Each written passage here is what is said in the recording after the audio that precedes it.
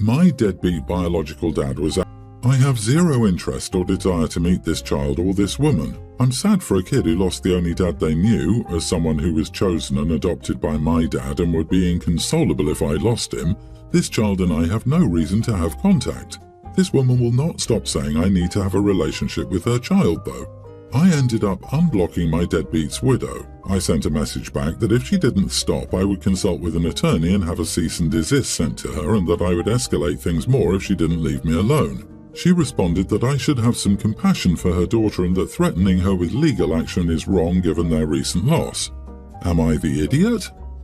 Not the idiot. You have no obligation to this woman or this child to whom you are not biologically related. I think this woman has some as yet unclear motive.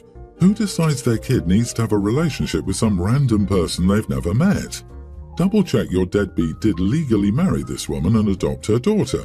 If he didn't, you might be the default next of kin for his estate. At the very least, you probably have grounds to get some of it, which is why she'd want you emotionally invested in the kid, so she can guilt you into taking less than your share. I was thinking the same thing. Might need to get a lawyer to look into the father's probate, will, etc. It could be that Pops there had remorse and included his child in the will, which could get messy due to new marriage and adoption. Still, wills may trump all of that depending on the location where it's executed. OP, that person has been gone for 2 decades. Whatever he did later on in his life was his life, not yours. You do not need to do anything for another child that he had. This lady is grasping for anything and is being very creepy about it and harassing you and your family through this. She needs help. You did the right thing, and if she continues, absolutely do the cease and desist. Update. I've been thinking about her motive too, but I don't know what it would be. The only thing I can think of is maybe, and this is a huge maybe, some of Deadbeat's family feels bad or something and wrote me into their will or whatever, and she wants it for her daughter. But even then, I really doubt that, because why would they? I don't know these people at all. I've already found an attorney who can see me whenever. The next time one of us gets a message from her, I will reach back out and have the letter sent. My parents are even offering to pay for it. My 25 female best friend Jen, 24 female, has been dating her girlfriend Alexandra, 28, for around 6 months. Jen's been asking me to come over to Alex's house for dinner with my husband James, 29. She wants us and her girlfriend to get along better and hasn't let go of this dinner idea. We have a toddler, so it took us a while until we were able to manage, but we did accept. Alexandra is a bit different from us. For instance, she comes from generational wealth, knows her way around art, is arrogant, etc. However, since she makes Jen exceptionally happy, I don't really care. It still sometimes shows that she has had a very different background. Alexandra's house was huge. James and I were looking at sculptures, paintings, etc. I wanted to be friendly, so I asked Alexandra about this painting that she had. She went on to explain who painted it, what it meant, how she bought it, etc. James asked her how much it cost her, and she said it was around $140,000. My eyeballs probably got out of my head because you could easily buy a house with that money. I was so surprised that I said, "Holy heck, you paid that much for this thing?" Alexandra did not appreciate that and said art didn't really have a price and stuff like that. During dinner, I made another one of these comments when I realized the cutlery used at our table was all silver. I was like, it's heavier, uncomfortable, and they cost God knows what. Alexandra clearly didn't like this comment too because I saw her squeezing Jen's hand a bit, but thankfully she didn't say anything. After dinner, Jen told me I'd embarrassed her with those comments. She said she wanted us and Alexandra to bond better, not the other way around. She's still upset with me. Am I the idiot? Edit. Jen is also much more comfortable financially, but she spends money way more reasonably, unlike her girlfriend, which is what caught me off guard. You are the idiot. You acknowledge she came from a privileged background. Your husband asked a very rude question about how much a piece cost. Then you said what you did. You two combined were totally a couple of idiot guests. Way to go to support your friend. The cutlery comment is what really gets me. Maybe you can say the painting was a reaction out of genuine surprise, but sitting down and criticizing the silverware of your host is ridiculous. You don't come into people's homes and make rude remarks about the stuff they have. Doing it once could be a mistake because you were surprised, but doing it again shows you're rude. People have different amounts of money and spend their money differently. That is just life. You say Alexandra is arrogant. But honestly, you come across as more arrogant, judging her and subtly, or not so subtly, shaming her on how she spends her money in her home when she's been kind to invite you there. Caught that too, right? Not once did Alexandra come off as arrogant. I knew OP was projecting from sentence 1. Lady, you're rude. Plain and simple. It's like you're feral. Do you also ask acquaintances how much they weigh or their salary? Did your parents ever teach you, if you have nothing nice to say, don't say anything at all? Seriously, no home training or basic manners. Nothing. Feral is precisely the right word to use. Next time they visit you, I hope they ask if your couches were from a flea market and that they didn't like your Dollar General cutlery because that's what you did to them. My ex and I were together for 9 years, and we had a son who was a toddler when I learned my ex got another woman pregnant. I filed for divorce immediately and he moved in with his other woman. Right after the birth of my ex's daughter, the other woman disappeared off the face of the earth. My ex's sister told me that the other woman hadn't wanted a baby, and it was suspected she moved back to the UK, where she was originally from, but none of them knew for sure. Ex and I have equal parenting time with our son. We're supposed to split the cost of things, but I usually pay more because he's unable to provide everything. The judge ruled no child support because we technically make the same. It's just he has an extra mouth to feed. Our son is now a pre-tween, and my ex's daughter is a kindergartner. My ex has expressed concerns a few times about how much more our son has. Our son wanted to do extracurricular activities, so I paid for those. I also make sure he has all he needs for school, while my ex struggles to provide for his daughter the way our son is provided for. Ex wanted us to work together so both kids can be equally looked after, and I told ex it's not my job to ensure his daughter is provided for. I told him he has 2 kids to provide for while I have 1, and that's his fault, not mine. He argued that I should be thinking of the innocent kids when I made this decision, and I said no. Ex raised even more concerns after the kids returned to school. His daughter went to elementary school for the first time. His daughter had fewer school supplies than our son, and he said I didn't send them to his house. Son kept them on him since he was with me the first day of school. He said his daughter noticed her brother had cooler stuff and was upset. He also said his daughter had to dip into some class supplies while our son had more than enough. He mentioned their school bags being of a very different quality, etc. And he said this is going to make his daughter's life much harder in the future because she won't understand why. I didn't care about his concerns and reminded him again that I was not responsible for his daughter in any way.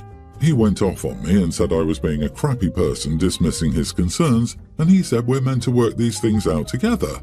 Am I the idiot? Not the idiot. Man has 1 family, screws around, and now he has 2 kids and wants his first wife to deprive their son or what? Give his affair baby child support? Heck no. I feel bad for the girl. She deserves better parents. The money your ex isn't contributing to your son should be spent on his daughter instead.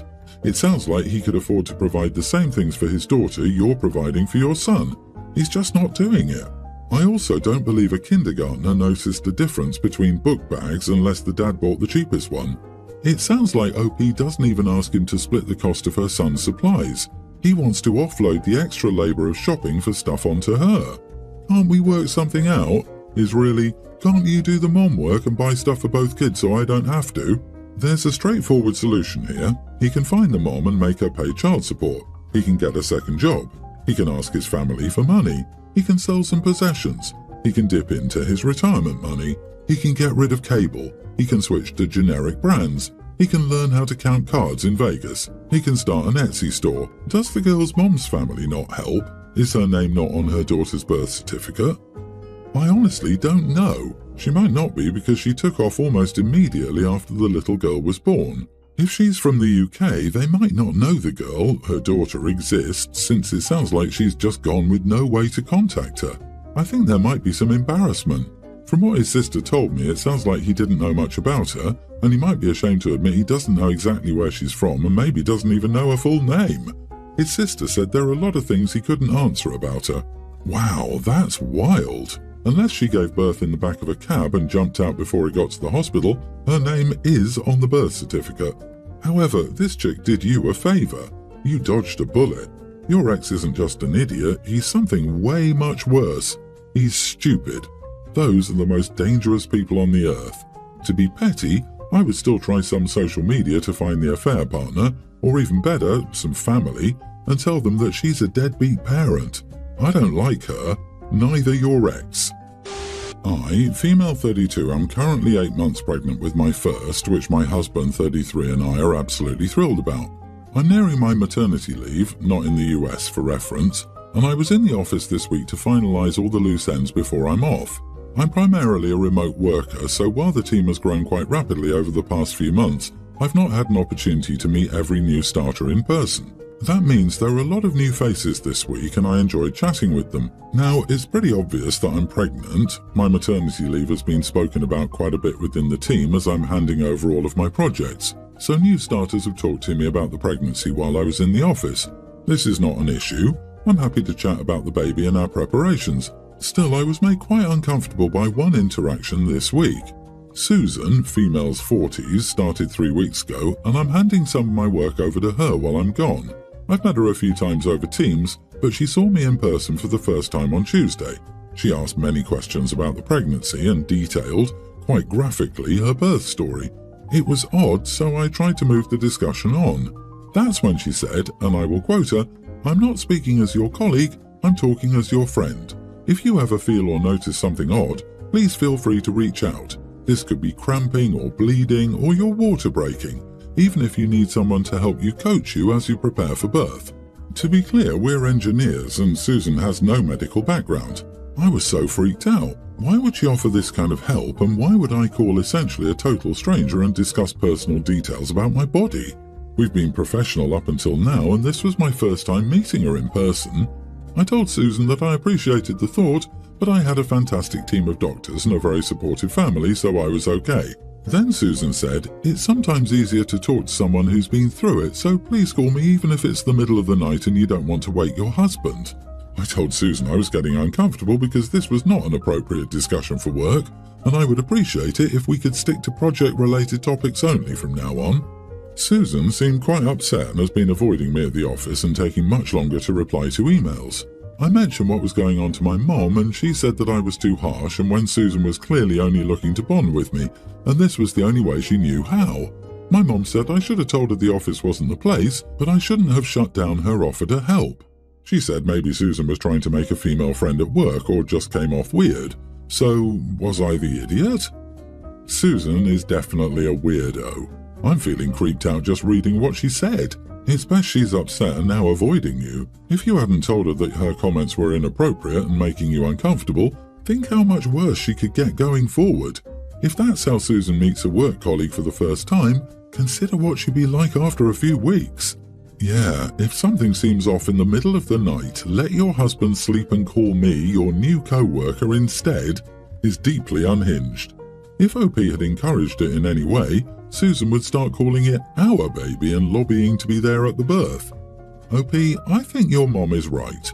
Susan is likely not a complete psycho as people are making out. She probably wanted to make friends, had a difficult pregnancy herself, and thought she was being helpful. She came off a bit weird, but it doesn't seem malicious. Some people are just terribly socially unaware. You could have taken the road of being grateful for having another person in your corner and moved on. You didn't and created an awkward relationship and work environment. Disagree. There are more classy ways to bond without being intrusive. In fact, I'd mention it to your supervisor anyway, since Susan sounds like someone who might tell others that you are unfriendly, unkind, or bullying her. And remember, she made this awkward, not you. Don't let anyone tell you that you made things uncomfortable by asking her not to share her birth stories or offer medical advice. My male 41 wife, Jane, turns 40 in November. I bought her a pair of AirPod Pros a few years ago for her birthday since she needed new headphones. I've got a set and she borrowed them a lot, so I knew she'd use them. She loved them.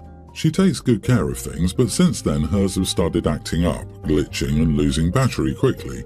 I know it frustrates her. Mine don't have these issues, but they're obviously not brand new as I've had them a couple of years. I can get a new pair for free through my job. I don't need a new set, but why pass up the opportunity? And since her birthday's approaching, I plan to give her my old set. I want to clarify that I'm not planning on only giving her a pair of used headphones. I've got 3 or 4 other gifts that she'll love. That being said, I worry that she'll see me giving her my old pair as hand-me-downs or as me splurging on myself instead of on her. I wouldn't be surprised since I myself might feel a bit of resentment if someone bought themselves a new item and gifted me the old one. I don't want to pass on the opportunity to get a new pair for free. I also don't want to toss out my current pair, and I'm sure it sounds selfish, but I want a new pair for myself, not get a new pair and give it away. So, I guess my question is, would it make me the idiot if I gave her my current, used pair while keeping the new pair for myself? You are the idiot. Are you aware you have a brand new pair you could gift her instead of giving her your old ones? I can't figure out the logic at all. If you're passing along your old ones, it's not a birthday present, it's a, hey, I got new AirPods, enjoy my old ones. It's her 40th birthday. Just get her a good present and don't make AirPods any part of it. Agree, this is so strange. Why didn't he first think of giving the wife the free ones? This is bloody bizarre. Dude, if you want the new pair so badly, keep them and buy her new ones. And consider your old ones spares that either of you will be able to claim if the new ones start acting up. Taking the new ones yourself and giving her your hand-me-downs would only be appropriate if you were not giving them as a gift. Doing it as a gift is tacky.